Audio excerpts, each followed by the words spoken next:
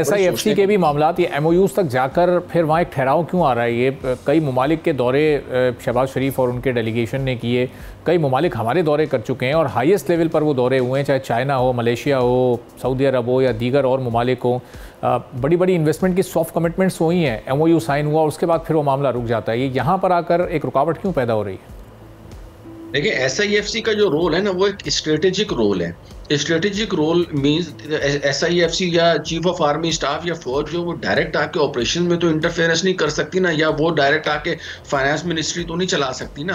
अब वो strategic level के ऊपर जाके दूसरे ममालिक के साथ इस हद तक हालात को बराबर कर देते हैं SIFC के प्लेटफॉर्म से कि चीज़ें जो है ना वो स्मूथनेस की तरफ जाएं। लेकिन अब अगर हुकूमत उसमें जो है वो कामयाब नहीं हो पा रही, तो ये हुकूमत के पार्ट के ऊपर जो है वो मिस्टेक्स हैं। और इसको हुकूमत को जो है ना, मसलन हमारे प्राइम मिनिस्टर साहब ने इतने दौरे किए हैं, तो अब जब इतनी सारी जो है ना वो रास्ते या जो है जिसे हम कहते हैं कि स्ट्रेटेजिक पॉइंट ऑफ व्यू से चीज़ों को अगर बैलेंस करके दे दिया, उनको इतना ग्राउंड को लेवल कर दिया है, but still government is unable to perform. तो ये गवर्नमेंट के साइड के ऊपर जो है ना वो बज़ाहिर लैकिंग नजर आ रही है। मतलब मैं अब गवर्नमेंट को किसी की भी हो, मैं कोई पॉलिटिकल अपना वो एनालिसिस नहीं कर रहा कि मैं किसी स्पेसिफिक पॉलिटिकल पार्टी की बात करूं, मैं गवर्नमेंट की बात कर रहा हूं कि बेसिकली तो ये गवर्नमेंट का काम था, जिसमें जो है ना वो SIFC के प्लेटफॉर्म से चीजों को बेल आउट करने की कोशिश को हो रही है, बट येट जो है ना वो उसमें उसको कैपिटलाइज करने में हुकूमत वक्त जो है वो नाकाम है। अगर मेरे ख्याल में सही तरीके से हुकूमत अपने कार्ड्स खेलती है, अपने प्रोपोजल्स, अपने इन्वेस्टमेंट्स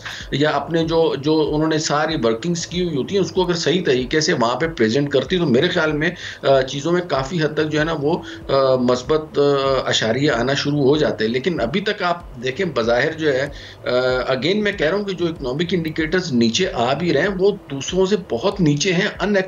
मतलब हम जो है ना वो ये नहीं कह सकते कि ये कोई सेटिस्फाइंग पॉइंट है हमारे लिए। हमें बहुत ज़्यादा इसमें मज़ीद एफर्ट्स की ज़रूरत है। और मॉनेटरी और ख़ासतौर पर हम जो एक एक्सचेंज रेट में अभी हम जो एक छोटा सा, कभी आप उसको एक कंट्रोवर्सी कह लें, क्योंकि कुछ ग्रुप्स की जानिब से जो फिगर सामने आता है वो आता है कि आर्टिफिशियली हुकूमत ने इसको 275 280 पर रखा हुआ है और ये 215 220 या 225 रुपए इसकी जो एक्चुअल प्राइस है वो है।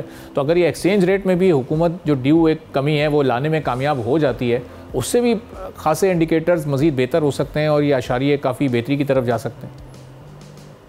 ये मॉनेटरी पॉलिसी का एस्पेक्ट आप बयान कर रहे हैं, इसमें कोई शक नहीं है कि डॉलर की जो रियल इफेक्ट एक्सचेंज रेट है या नीड जिसे हम कहते हैं नॉमिनल इफेक्टिव जो एक्सचेंज रेट है, दैट इज 210 मैक्सिमम जो है ना वो स्टेट बैंक की साइड के ऊपर भी है, जो उन्होंने अपने तरीके से कैलकुलेट किया हुआ है।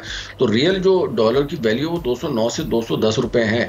लेकिन अगेन उसको जो है ना 278 के ऊपर जो रखना है वो रखा हुआ नहीं है। बेसिकली ये मार्केट डिटरमिन्ड एक्सचेंज रेट है। अब इसमें मैं तो खुद इस चीज़ का भरपूर तरीके से हामी हूँ कि गवर्नमेंट इसको इंटरफेरेंस करे और इसको नीचे लाए, आर्टिफिशियली नीचे लाए। इस वक्त जो है ना वो वर्ल्ड IMF के कहने के ऊपर जो डॉलर का रेट है वो मार्केट फोर्सेस के ऊपर रखा हुआ है। और मार्केट फोर्सेस में आपको पता है जहाँ 2 रुपए नीचे आना शुरू होते हैं तो उसके बाद जो है वो बायर्स इतने हैं कि वो दोबारा से उसको खरीदना शुरू कर देते हैं। हालांकि उनको कोई एक्सपोर्ट के लिए या इम्पोर्ट के लिए या जिसके लिए हमें एक्सटर्नल ट्रांजेक्शंस के लिए डॉलर्स की जरूरत हुई, उससे नहीं होती, वो एज ए इन्वेस्टमेंट उसको लेके रखना शुरू कर देते हैं। नतीजतन जो है ना वो डॉलर जो एक मरतबा फिर 277-78 के ऊपर आ जाता है। तो ये मार्केट में जो बेसिकली माफियाज हैं, जो कार्टेल्स बने हुए हैं, ये डॉलर की रेट को नीचे नहीं आने दे रहे। इसमें हुकूमत का किरदार नहीं है। हुकूमत को इसमें अपना किरदार अदा करना चाहिए। और यकीन करें, अगर हमारा ये डॉलर का रेट जो है ये हुकूमत नीचे लाने में कामयाब हो जाती है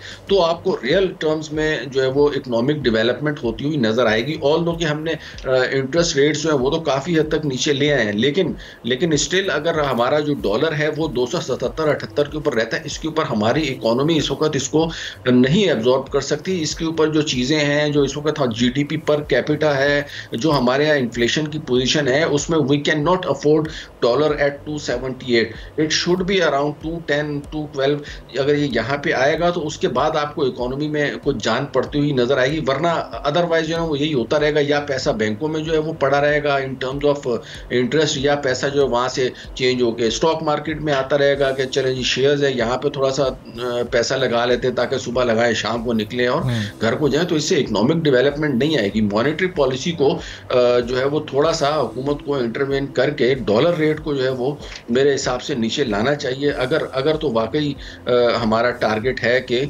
इकोनॉमी में रियल चीज़ों में, रियल टर्म्स में जो है ना वो चीज़ें इंप्रूव होती हुई नज़र आए, कारोबारी तबके का जो एतमाद है वो बहाल हो, इन्वेस्टर्स जो हैं वो पैसा इन्वेस्ट करें। अब इन्वेस्टर्स को तो इन्वेस्ट करने की जो है ना वो ज़रूरत इसलिए नहीं है कि अब जो चीज़ें यहाँ पे हमारे यहाँ लोकली एक मैन्युफैक्चरर बना रहा है वो दूसरे मुल्क, बांग्लादेश की आप बात करें या इंडिया की बात करें, दूसरे जो ममालिक हैं वो हमसे ज़्यादा सस्ते रेट के ऊपर उन्हीं कंट्रीज़ में, चाइना में या अमेरिका में दूसरी जगह पे वो चीज़ें बेच रहे हैं, तो हम कैसे उसको कम्पीट कर सकते हैं? That is not possible until the.